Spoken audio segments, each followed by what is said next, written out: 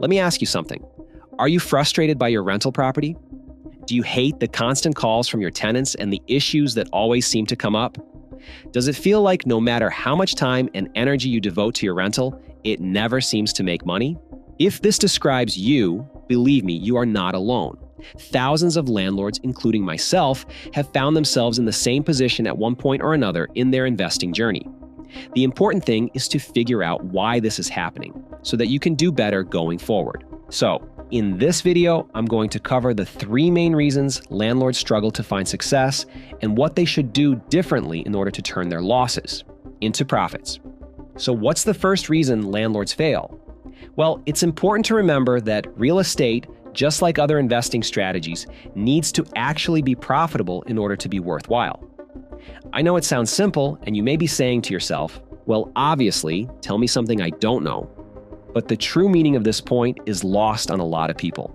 Have you ever heard the phrase, you make money when you buy, not when you sell? It's 100% true. Too many would-be investors pay too much for their rental property up front and then later wonder why they aren't making any money. This happens for 2 reasons. One is that they don't properly calculate all of the expenses involved in owning a rental property. Often, this is because they don't properly account for expenses like vacancy, repairs, maintenance, and capital expenditures. But there is really no excuse for this. There is so much information available out there now on how to properly calculate and estimate a property's expenses.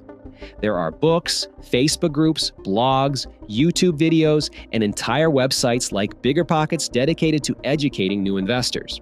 The point is, you need to understand the fundamentals of the financial structure of a rental property, both with regard to its income and its expenses, before you know whether it is overvalued, undervalued, or priced just right. But sometimes the reason landlords overpay for properties is because the market is so hot and the competition is so fierce that good deals are simply few and far in between. In that case, investors often feel like they have to choose between buying a subpar deal or not buying anything at all and simply sitting on the sideline. This is definitely the case in most markets across the country today. It is nearly impossible to find a reasonably priced property on the MLS. And when you do, it inevitably goes into a bidding war as numerous other investors compete for a chance to buy it, again driving up the price and forcing the ultimate winner to pay more than they should. So what do you suggest, Vitali? Wait until the market cools off? My answer is you need to reduce your competition. You can't, and you should not be expecting to, find deals on the MLS. You need to look for off-market deals. Off-market means properties that are not listed with an agent. These are properties that aren't even listed for sale by owner. They are properties where the owner may not have even thought about selling until you got in touch with them. How do you find properties like that?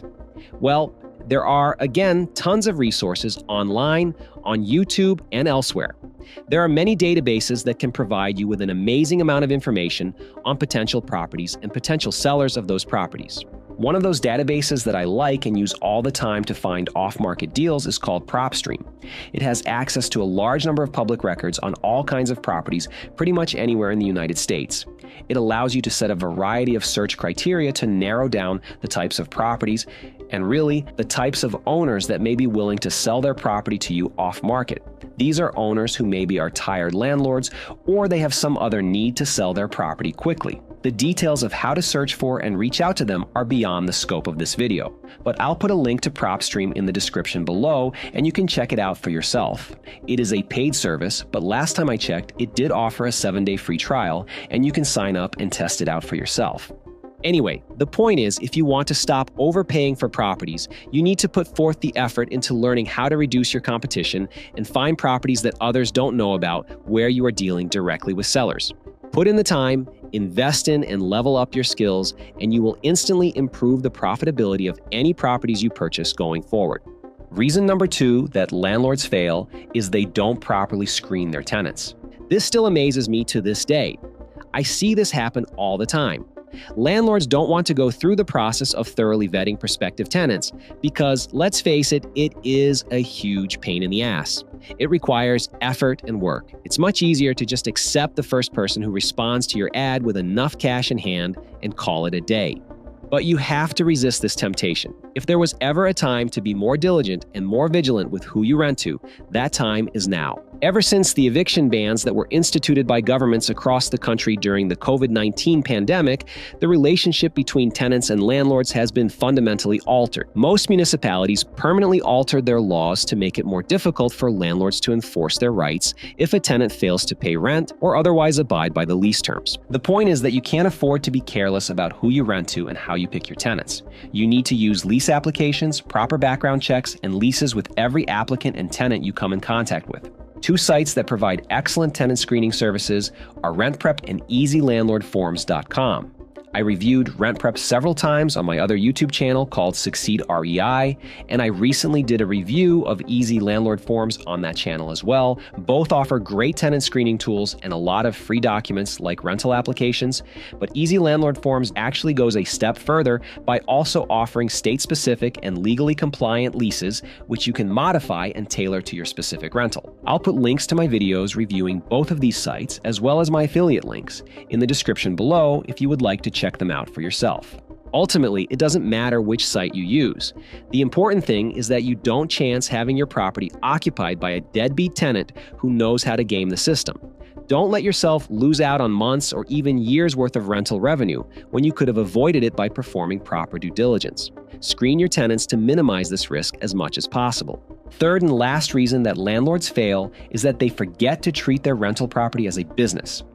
Buying a rental property is not the same as throwing some money into the stock market and then just sitting back and seeing whether it will increase or decrease in value. A rental property is not a passive investment. It can be made more or less passive depending on how you run it, but it is still a lot more like opening and running a sandwich shop than buying a mutual fund. Because a rental property is a business, you need to treat it accordingly. You wouldn't forget to purchase buns for your sandwiches because no one would buy sandwiches without buns. By the same token, you shouldn't forget addressing critical issues at your rental property or ignore keeping proper records. You also would likely hire professionals like lawyers and accountants to ensure that your sandwich shop remains in legal compliance and that you maximize your tax benefits. You should be doing the same with your rental property as well. You should make sure that you're keeping up on the rental prices in the area so that you know how much your property should rent for when you have a tenant turnover. You should use a proper lease.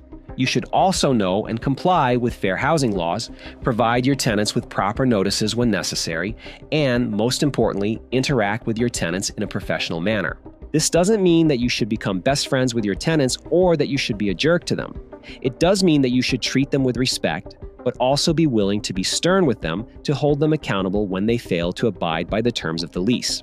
If you work on avoiding the 3 pitfalls that I described and utilize some of the tips and resources I mentioned, you will give yourself a much better chance at building a successful real estate portfolio that will allow you to grow your wealth and give you the ability to reach financial independence sooner and do more of what matters to you. By the way, if you want to know how to maximize the value of your rental property now and for years to come, check out this video on the 9 proven ways to increase your property's valuation. Tap or click the screen, and I'll see you there.